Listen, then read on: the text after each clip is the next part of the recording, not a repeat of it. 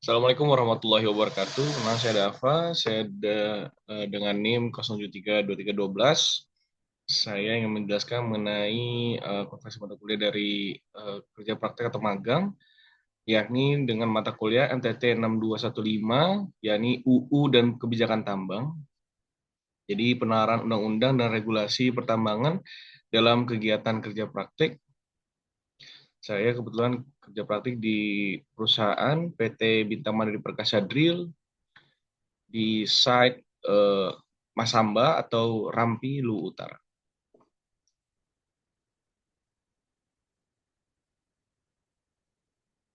Nah, jadi latar belakangnya adalah kegiatan pertambangan dan eksplorasi harus dilaksanakan sesuai dengan peraturan perundang-undangan yang berlaku di Indonesia selama kegiatan bekerja praktek di PT Bintang Mandiri Perkasa Drill atau BMP, menulis memperoleh pemahaman mengenai penerapan regulasi yang berkaitan dengan kegiatan operasional perusahaan. Jadi memang saat saya induksi juga saya disampaikan mengenai ini, mengapa dan kenapa, karena kebetulan posisi saya memang menaungi beberapa keperluan, yakni khususnya adalah di bidang eh, supervisor lah, sejenis supervisor atau saya mengkoordinir kru lokal. Jadi memang saya harus menyampaikan tentang regulasi apa saja yang kita hadapi eh, saat bekerja seperti itu.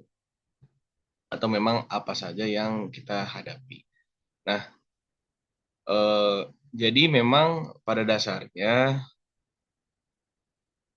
saat saya induksi, itu juga yang akan saya sampaikan kepada pegawai lokal saya atau kru lokal atau lokal kru, ya lokal kru yang ada di sekitar atau yang saya sampaikan di ke mata kuliah CSR. Nah, jadi kegiatan induksi perusahaan, jadi saat saya induksi, sebelumnya pelaksanaan kegiatan lapangan, peserta magang mengikuti kegiatan induksi di kantor pusat atau di HO atau head office. Ini pada kegiatan ini disampaikan beberapa materi penting seperti peraturan kerja perusahaan, jadi regulasi yang dikeluarkan langsung oleh perusahaan, kemudian ada kebijakan lingkungan atau K3L, regulasi keselamatan kerja, kemudian regulasi yang berkaitan dengan kegiatan pertambangan itu sendiri. Jadi dari hulu sampai hilir kita sampaikan dan memang kita beritahu bahwasannya di kaitan dari hulu ke hilir kita ada di hulu yaitu proses eksplorasi yakni drilling diamond core. Nah,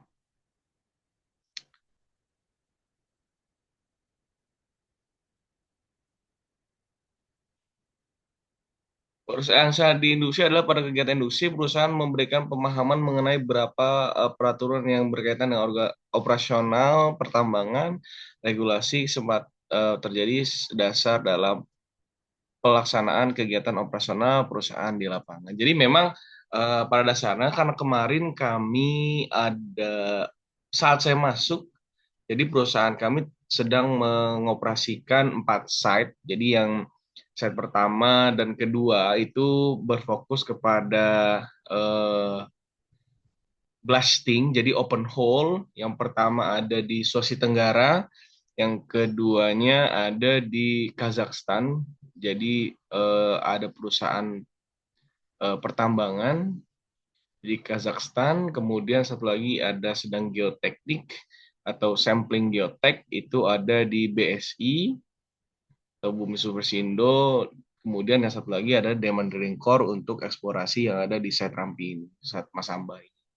Nah, nah, mengapa demikian? Saya harus memahami betapa pentingnya aturan dan undang-undang, bahkan untuk khususnya mengenai pertambangan dan juga pekerja, jadi UU Cipta Kerja atau Peraturan Pekerja.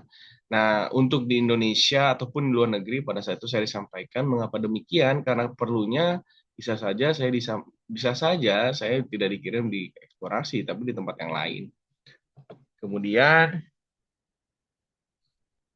ada regulasi dalam kegiatan pertambangan. Jadi kegiatan pertambangan di Indonesia diatur oleh berbagai regulasi, regulasi yang bertujuan untuk menjamin keselamatan kerja, perlindungan lingkungan, mengatur kegiatan operasional. Mengapa demikian? Karena memang pada dasarnya saat saya di sana kami melewati ada jalur yang melewati hutan lindung juga. Jadi kami memang tidak bisa sembarangan untuk melakukan pembukaan jalur di sana saat moving karena kebetulan saya di logistik juga. Jadi memang kita mengikuti apa yang telah diatur oleh daerah, Pemda, dan juga oleh perusahaan pemilik IUP. Jadi memang perusahaan pemilik IUP yang menyediakan jalur untuk kami lewat. Kemudian keselamatan kerja, jadi dasarnya adalah Undang-Undang Keselamatan Kerja dan Lingkungan, khususnya juga dari keputusan Menteri SDM mengenai apa namanya GPM atau Good Mining Practice atau GMP. Jadi memang kita di sana juga sangat memperhatikan kaidah-kaidah tersebut. Mengapa demikian? Walaupun kami ada di proses eksplorasi atau pengeboran saja, tapi pada saat tersebut kami juga mendapatkan beberapa kegiatan yang bisa saja itu merusak lingkungan. Contohnya pada saat drilling itu kita menggunakan mud atau lumpur pengeboran yang memang komposisinya secara kimia memang masuknya ke dalam golongan organik ya, kimia organik atau secara umum digunakan, jadi bukan bahan sangat berbahaya begitu ya. Tapi kami menghindari sekali bahwasannya emat tersebut dapat mencemari daerah-daerah jalur air. Maka sebab dari itu kami sangat tegas kepada pegawai bahwasannya ada undang-undang yang mengatur hal tersebut mengenai lingkungan dan lingkungan kerja. Kemudian ada mengatur kegiatan operasional tambang. Jadi memang kita mengikuti operasional sesuai dengan peraturan Menteri SDM. Mengapa demikian? Karena proses pengeboran untuk eksplorasi merupakan bagian dari proses pertambangan atau kegiatan pertambangan. Kemudian ini yang pertama ada UU nomor 1 tahun 1970 itu tentang keselamatan kerja. Undang-undang ini mengatur tentang keselamatan kerja di tempat kerja. Tujuannya adalah melindungi tenaga kerja, mencegah kecelakaan kerja, menciptakan lingkungan kerja yang aman. Jadi memang di sini ini adalah dalil yang paling dasar kami pakai ya. Jadi Undang-Undang Nomor 1 Tahun 1970 tentang keselamatan kerja. Nah, ini banyak sekali sebetulnya poinnya, tapi memang yang utama adalah di ruang lingkupnya yang sangat spesifik, dan memang di situ juga ada syarat-syarat yang harus kami penuhi, di mana memang keselamatan khususnya untuk operasional bukan hanya untuk kami sebagai tim BMP, tapi juga dari tim-tim yang lainnya yang bersinggungan pada saat bekerja di site. Mengapa demikian? Kami juga sebetulnya sangat menyediakan yang namanya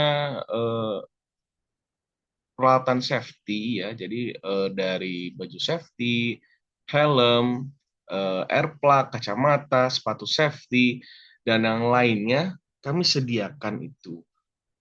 Mengapa? Karena itu bentuk tanggung jawab kami untuk keselamatan daripada pegawai atau orang yang bekerja di tempat kami seperti itu. Kemudian penerapan keselamatan kerja dalam kegiatan operasional pengeboran, seluruh pekerja wajib menggunakan alat pelindung diri, ya, APD atau mengetahui prosedur kerja, menjaga keselamatan kerja di area tambang. Jadi memang ada satu regulasi yang kami keluarkan, yaitu SOP untuk khususnya di diamond.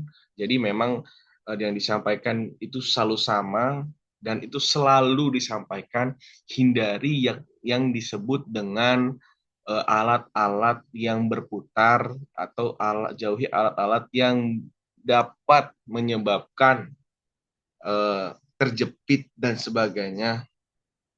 Mengapa itu selalu diingatkan saat board meeting, Dan saat meeting mingguan atau kemudian dalam meeting bulanan dan sebagainya itu selalu disampaikan. Mengapa? Karena terkadang ini lalai sekali, pegawai itu lalai, kondisinya capek dan sebagainya karena kerjanya memang fisik, yang utama adalah fisik. Makanya kami selalu sampaikan regulasi-regulasi yang memang berlaku khususnya di Indonesia dan memang kita terapkan di perusahaan kami.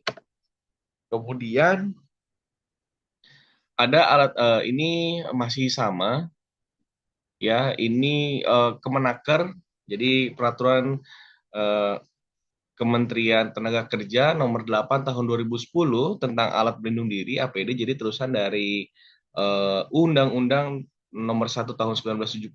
Menurut Kemenaker, APD alat suatu alat yang mempunyai kemampuan untuk melindungi diri seorang yang berfungsi mengisolasi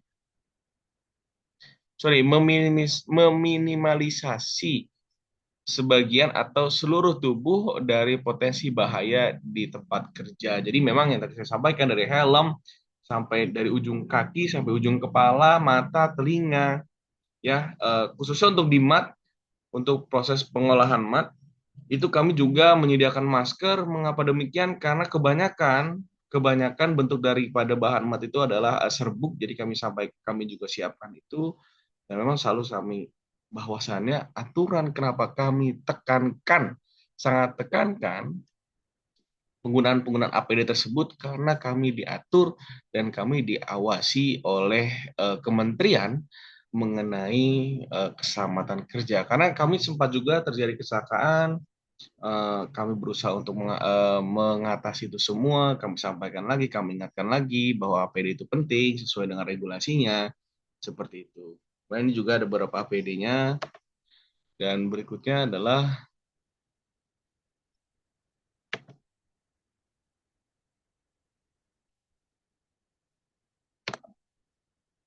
nah ini Kemenaker nomor 9 tahun 2016. Nah, ini tingkat 3 pekerjaan dan kegiatan. Ini mengatur mengenai keselamatan kerja, resiko jatuh. Mengapa kami ada tentang ini? Karena di tempat kami ada di rig itu ada mas. Jadi mas itu adalah tiang daripada pengeboran. Nah, mengapa kami juga masukkan hal ini? Karena apa? Karena memang jika terjadi kerusakan pada ujung mas itu tidak bisa diturunkan. Jadi saat rig sudah disetel sedemikian rupa dengan arah azimut dan sebagainya itu tidak bisa diturunkan. Makanya otomatis kami akan menaikkan salah satu pegawai ke atas tapi dengan peralatan yang cukup safety ya. Jadi memang ada alat pelindungnya, ada pengikat kalau dia terpleset, jadi dia masih sempat tergantung pada wearland. Jadi atau tali pada tali baja gitu ya. Nah, ini ada juga beberapa terusan dari ini. Jadi bahwasannya memang sangat ketat aturan atau regulasi, apalagi keputusan dari beberapa kementerian yang harus kami taati sebagai perusahaan kontraktor drilling yang berada di lingkup pertambangan. Kemudian ada Kepmen,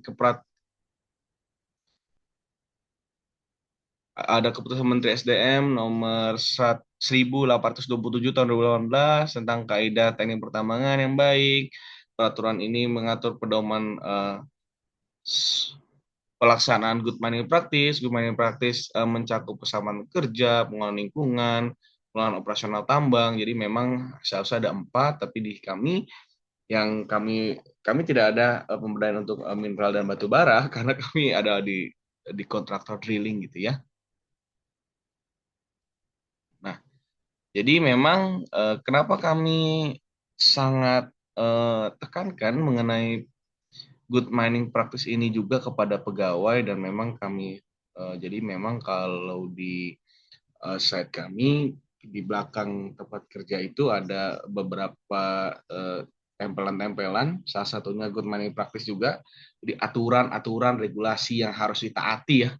Walaupun memang dibilangnya koboi lah kalau di uh, drilling coring untuk eksplorasi itu dibilang koboi, tapi memang ya berusaha untuk menghindari. Dan memang kalau dibilang pengelolaan lingkungan itu tadi, karena kami pakai mat, kami sangat melarang bahwasanya mat yang telah terpakai itu dibuang langsung ke jalur air, itu sangat dilarang.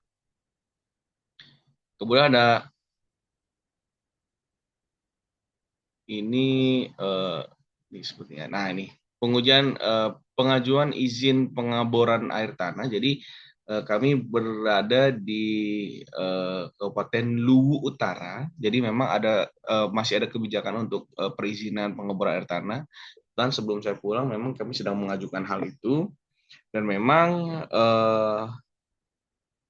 ini sangat diperlukan karena sebetulnya kami mengebor ya, ada bor yang kita tuju, namun memang tidak dapat dipungkiri juga bahwasannya kami mengebor jalur air juga karena kita tidak tahu apa yang ada di dalam tanah tersebut.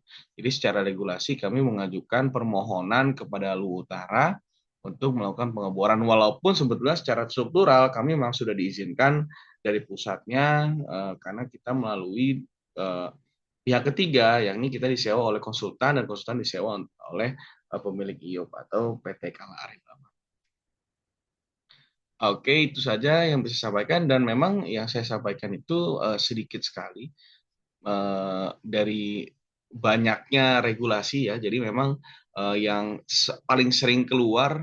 Jadi selain itu kalau disampaikan betapa pentingnya, ya sangat penting karena memang salah satunya adalah eh, regulasi atau SOP yang ada di perusahaan itu juga kami harus tegakkan atau aturan-aturan karena saya juga memegang tadi kru lokal, saya juga saya juga menerapkan peraturan-peraturan yang diterapkan oleh perusahaan seperti bahwasannya dia kalau melanggar berapa kali tidak hadir harus akhirnya dikeluarkan, dapat peringatan 1, 2, dan 3. Itu juga saya sampaikan seperti itu. Kurang lebih mohon maaf, semoga apa yang bisa saya sampaikan dapat terkonversi dengan mata kuliah undang-undang dan regulasi pertambangan. Terima kasih. Assalamualaikum warahmatullahi wabarakatuh.